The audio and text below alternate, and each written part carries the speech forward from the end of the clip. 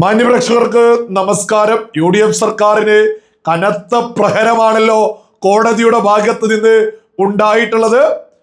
കാസർകോട്ടെ ഗുരുപ്രസാദ് എന്ന അധ്യാപകര് വീർ സവർക്കറുമായി ബന്ധപ്പെട്ടൊരു ചോദ്യം തയ്യാറാക്കിയതിന് UDF സർക്കാർ മുസ്ലിം ലീഗിന്റെ വിദ്യാഭ്യാസ മന്ത്രി ശംസുദ്ദീന് സസ്പെൻഷൻ അങ്ങ് കൊടുത്തതായിരുന്നു. ചോദ്യം എന്താണെന്നോ, ഏറ്റവും കൂടുതൽ ബ്രിട്ടീഷുകാരുടെ കയ്യിൽ നിന്ന് ശിക്ഷ ലഭിച്ചിട്ടുള്ള സ്വാതന്ത്ര്യ സമര സേനാനി ആരാണ് എന്നായിരുന്നു ചോദ്യം. വീർ സവർക്കർ എന്ന ഉത്തരവുമാണ് മുന്നോട്ട് വെച്ചിരുന്നത്. ഏതായാലും ഗുരുപ്രസാദ് എന്ന അധ്യാപകന് വലിയ ഭാഗ്യമാണ് ഉണ്ടായിട്ടുള്ളത്. കഴിഞ്ഞ കാലത്ത് കേരളത്തിലെ ഒരു ചോദ്യം തയ്യാറാക്കിയതിന് ചില ആളുകൾക്ക് പിടിക്കാഞ്ഞിട്ട് കയ്യങ്ങെടുത്ത് കൊണ്ടുപോയിട്ടുണ്ട്.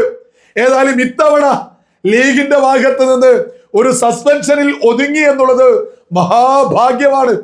ആ സസ്പെൻഷനെ ചോദ്യം ചെയ്തുകൊണ്ടാണ് കോടതി ഇപ്പോ രംഗത്തെത്തിയിട്ടുള്ളത്. അതിനെ റദ്ദ് ചെയ്തിട്ടുണ്ട്. ആ സസ്പെൻഷൻ ചെയ്തതിന് റദ്ദ് ചെയ്തിട്ടുണ്ട്. അതങ്ങനെയാണല്ലോ, നീതിക്കാണല്ലോ അന്തിമ വിജയം ഉണ്ടാവുക. കള്ളങ്ങളൊക്കെ കുറഞ്ഞ കാലത്തേക്കല്ലേ നിലനിൽപ്പുള്ളൂ. ഏതായാലും നീതിക്ക് തന്നെയാണ് അന്തിമ വിജയം എന്നുള്ളത് കൃത്യമായിട്ട് വീണ്ടും തെളിഞ്ഞിരിക്കുന്നു. കോടതി കൃത്യമായിട്ട് ആ സസ്പെൻഷൻ ചെയ്തതിനെ അങ്ങ് റദ്ദ് ചെയ്തിട്ടുണ്ട്. ഓരോ ആളുകളും ഒന്ന് ചിന്തിച്ചു നോക്കൂ. വീർ സവർക്കർ എന്ന പേര് കേൾക്കുമ്പോഴേക്ക് ലീഗ് എന്തിനാണ് ഇത്ര ഭയപ്പെടുന്നത്? കാരണം മറ്റൊന്നല്ല, ലീഗിന് സ്വാതന്ത്ര്യ സമരമായിട്ട് ഒരു കുലബന്ധം പോലില്ല. ലീഗിന് സ്വാതന്ത്ര്യ സമര കാലം എന്ന് കേൾക്കുമ്പോഴേക്ക് അവരോർക്കെന്താ, അന്നത്തെ മുസ്ലിം ലീഗ് മുഹമ്മദ് അലി ജിന്നയുടെ നേതൃത്വത്തില് അങ്ങ് പോയിട്ടില്ലേ പാകിസ്ഥാൻ എന്ന ഭീകര രാജ്യത്തിന് രൂപം കൊടുത്ത്. ഏതായാലും വന്ദേ മാതരവുമായി ബന്ധപ്പെട്ടാണ് ഇപ്പോ വലിയ ചർച്ചകൾ നടക്കുന്നത്. അതിനും എതിർത്ത് നിൽക്കുന്നത് ലീഗാണ് എന്നുള്ളത് ഒരു യാഥാർത്ഥ്യം. ഇതൊക്കെയായി ബന്ധപ്പെട്ട് അന്നത്തെ മുസ്ലിം മതപണ്ഡിതന്മാരുൾപ്പെടെ എന്തായിരുന്നു മുന്നോട്ട് വെച്ചത്, നമ്മുടെ രാജ്യത്തിന്റെ സംസ്കാരം എന്താണ് എന്നത് ഉൾപ്പെടെ ശ്രീജിത്ത് പണിക്കർ പറയുന്നതിന്റെ ചെറിയൊരു ഭാഗം ഞാൻ ഇവിടെ കൊടുക്കാം. നിങ്ങൾ അതൊന്ന് കേട്ടു നോക്കൂ. 1896 മുതൽ അല്ലെങ്കിൽ 1882 മുതൽ 1937 വരെ ഇത് പാടിയിരുന്ന മുസ്ലിങ്ങൾക്ക് ഇസ്ലാം എന്താണെന്ന് അറിയില്ലായിരുന്നോ? കാരണം അതില് അപ്പോഴും ദുർഗയുണ്ട്, അതിലും അപ്പോഴും വാണിയുണ്ട്, ഇവരെല്ലാവരും ഉണ്ട്. പക്ഷെ ഇത് പാടിയ മുസ്ലിങ്ങൾക്ക് അതിൽ തന്നെ പല ആൾക്കാർ മുസ്ലിം പണ്ഡിതരാണ്. മൗലാന ആസാദൊക്കെ മുസ്ലിം പണ്ഡിതനാണ്. അങ്ങനെ എത്രയോ ആൾക്കാർ, റാഫി അഹമ്മദ് കിദ്വായിയെ പോലെയുള്ള നിരവധി ആൾക്കാർ, ഈ ആൾക്കാർക്കൊന്നും ഇസ്ലാം അറിയില്ലായിരുന്നു. അപ്പൊ അന്ന് ആർക്കും ഇത് വാണി ആരാണെന്നോ അല്ലെങ്കിൽ ദുർഗ ആരാണെന്നൊന്നും അറിയില്ലേ? അറിയാം. പക്ഷെ ഇത് രാജ്യത്തിനെ കുറിച്ചാണ് എന്നും ഇത് ഇവിടുത്തെ സംസ്കാരത്തിന്റെ ഭാഗമായിട്ടുള്ള ചിഹ്നങ്ങളാണ് എന്നും അറിയാം. ഗ്രീക്ക് സംസ്കാരത്തിൽ നമ്മൾ പോയി കഴിഞ്ഞാൽ അവിടുത്തെ ദേവതകളുണ്ടല്ലോ, നമുക്കറിയാമല്ലോ ഏതൊക്കെയാണ് ഗ്രീക്ക് ദൈവങ്ങൾ. റോമൻ ദൈവങ്ങളെ നമുക്കറിയാമല്ലോ. അതെല്ലാം അവരുടെ സംസ്കാരത്തിന്റെ ഭാഗം. അത് അവിടെയുള്ള എല്ലാ മതവിഭാഗങ്ങളും അംഗീകരിക്കുന്നതാണ്. അല്ലാതെ സിയൂസ് മറ്റവന്റെ ദൈവമാണ്, എന്റെ അല്ല എന്നാരും പറയാറില്ല. അതേപോലെ ഈ രാജ്യത്തിന്റെ സംസ്കാരവുമായി ബന്ധപ്പെട്ട ദേവതാ സങ്കല്പങ്ങളാണ്. ആ പരമമായ ദേവതാ സങ്കല്പം തന്നെയാണ് എൻ്റെ മാതാവ് കൂടിയായിട്ടുള്ള എൻ്റെ രാജ്യം എന്ന് പറഞ്ഞ അങ്ങനെയുള്ള രാജ്യത്തിനെ ഞാൻ വന്ദിക്കുന്നു എന്ന് പറഞ്ഞാൽ അതിനപ്പുറത്തേക്കൊന്നുമില്ല. ഇതാണ് സൂപ്പർലേറ്റീവ്. നിങ്ങൾ കേട്ടില്ലേ എത്ര സുന്ദരമായിട്ടാണ് നമ്മുടെ സംസ്കാരത്തെ കുറിച്ച് അദ്ദേഹം എടുത്തു പറഞ്ഞിട്ടുള്ളത്. ഇതൊക്കെ ഈ വർഗീയ കണ്ണോണ്ട്, പച്ച വർഗീയ കണ്ണോണ്ട് ശ്രീജിത്ത് പണിക്കർ പറയുന്നത് കേട്ടാല് ഒരിക്കലും അങ്ങ് ദഹിക്കൂല. ഈ രാജ്യത്തോട് ചേർന്ന് നിൽക്കണം, ഈ രാജ്യത്തിന് എല്ലാ രീതിയിലുള്ള ഐക്യത്തില് മുന്നോട്ട് പോകണം, ഇവിടെ എല്ലാ മതങ്ങളും ഉൾക്കൊള്ളണം, ആ രീതിയിൽ ഈ രാജ്യം മുന്നോട്ട് പോകണമെന്ന് ആഗ്രഹിക്കുന്ന സകല ആളുകളും ശ്രീജിത്ത് പണിക്കർ പറഞ്ഞ ഇതിന് കൈയടിക്കും. ഞാനിവിടെ ഒരു ഉദാഹരണം മുന്നോട്ട് വെക്കാം, ആർക്ക് വേണമെങ്കിലും പരിശോധിക്കാവുന്നതുമാണ്. AP അബൂബക്കർ മുസ്ലിയാരോട് ഒരു ഇന്റർവ്യൂവില് നമ്മുടെ കേരളത്തിലെ ഒരു പ്രമുഖ മാധ്യമ പ്രവർത്തകൻ ഒരു ചോദ്യം ചോദിച്ചിട്ടുണ്ടായിരുന്നു. ഈ ഗൾഫ് രാജ്യങ്ങൾ എടുത്തു ചോദിക്കുകയാണ്, അതെന്തുകൊണ്ടാണ് ഇന്ന മതരാജ്യമായിട്ട് മുന്നോട്ട് പോകുന്നത് എന്ന്. അപ്പൊ അദ്ദേഹം അതിനൊരു മറുപടി പറഞ്ഞിട്ടുണ്ട്. അവിടെ ഇന്ന മതത്തിൽപ്പെട്ട ആളുകളാണ് ഭൂരിപക്ഷവും, അതുകൊണ്ട് അവിടെ ഇന്ന മതരാജ്യമായിട്ട് മുന്നോട്ട് പോകുന്നു എന്നാണ് AP അബൂബക്കർ മുസ്ലിയാര് നമ്മുടെ കേരളത്തിലെ പ്രധാനപ്പെട്ട ഒരു മാധ്യമത്തിനൊരു ഇന്റർവ്യൂവിൽ തുറന്നങ്ങ് പറഞ്ഞിട്ടുള്ളത്. എന്നാൽ നമ്മുടെ ഭാരതം എന്ന് പറയുന്നത്, ഇവിടെ ഭൂരിപക്ഷ മതം എന്ന് പറയുന്നത് ഹിന്ദു മതമാണ്. എന്നിട്ടും ഈ രാജ്യം മത ഐക്യത്തോടുകൂടി എല്ലാ മതങ്ങളെയും ഉൾക്കൊണ്ട് എല്ലാ രീതിയിലുള്ള സ്വാതന്ത്ര്യം കൊടുത്ത് എല്ലാ രീതിയിലുള്ള ഐക്യത്തിലുമാണ് ഈ രാജ്യം മുന്നോട്ട് പോകുന്നത്. എം.പി. അബൂബക്കർ മുസ്ലിയാർ അന്ന് ആ ഇന്റർവ്യൂവിൽ പറഞ്ഞത് അവിടെയൊക്കെ ഭൂരിപക്ഷമായതുകൊണ്ട് അവിടെയൊക്കെ ഇന്ന മതരാജ്യമായിട്ട് പോകുന്നു എന്നാ. എന്നാൽ ഈ രാജ്യത്ത് ഹിന്ദു മത ഭൂരിപക്ഷമായിട്ടും ഇവിടെ എല്ലാവരെയും ഉൾക്കൊണ്ടുകൊണ്ട് തന്നെയാണ് നമ്മുടെ ഭാരതം മുന്നോട്ട് പോകുന്നത്. ഇനി നമുക്ക് ശ്രീജിത്ത് പണിക്കർ പറഞ്ഞ വിഷയത്തിലേക്ക് വരാം.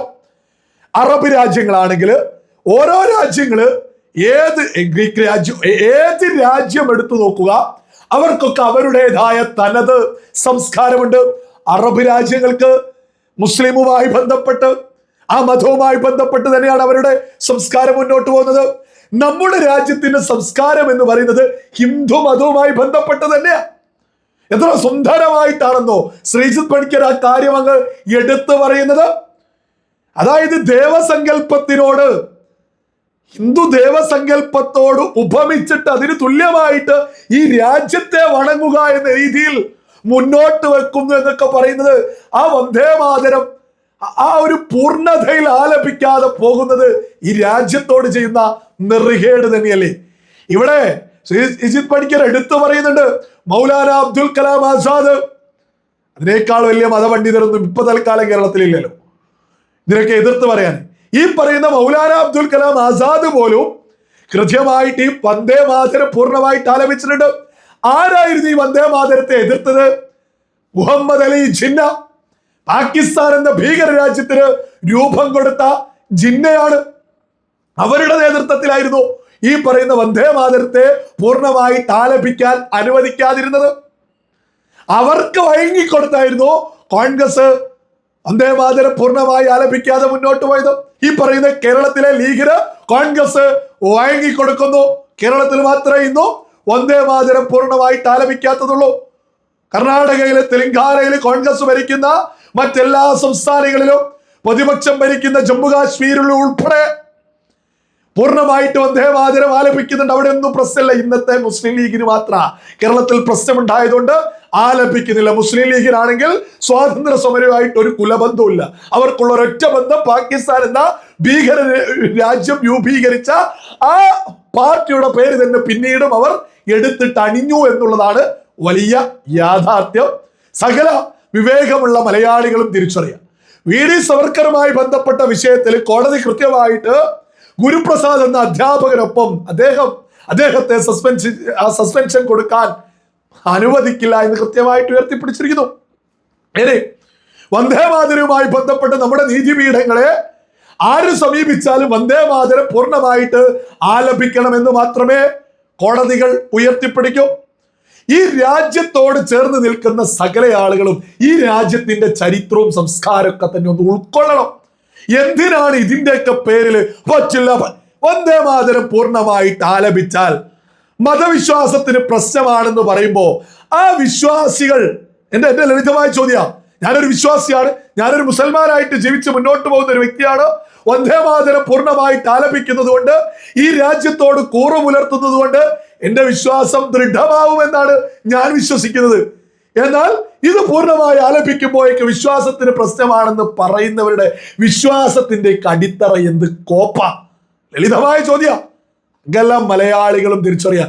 ഈ രാജ്യത്തോട് ചേർന്ന് നിന്ന് മുന്നോട്ട് പോവുക. എന്തിനാണ് ഇത്തരത്തിൽ വന്ദേ മാതരം പറ്റൂല?